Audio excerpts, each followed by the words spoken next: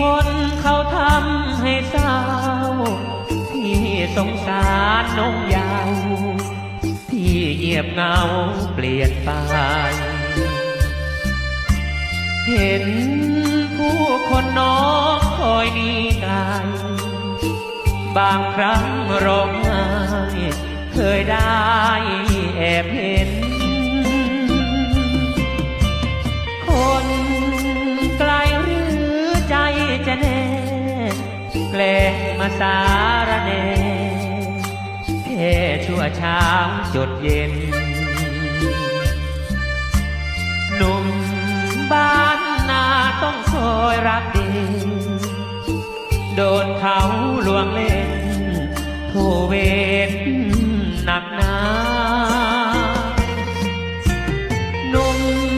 บ้านนาที่ใจแสนซื่อน้อ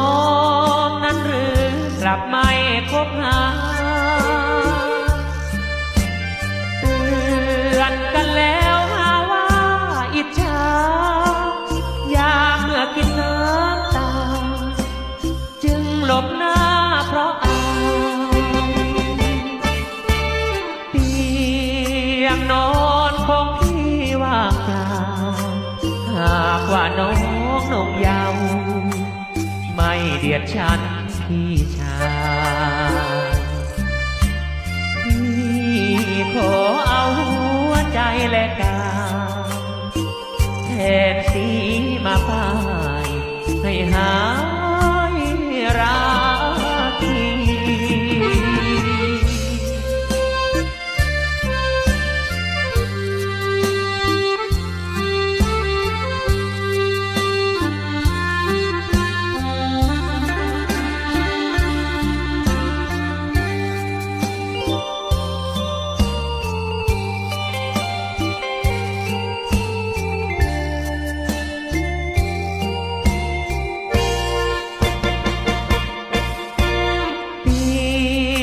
นอนของพี่ว่างเปล่า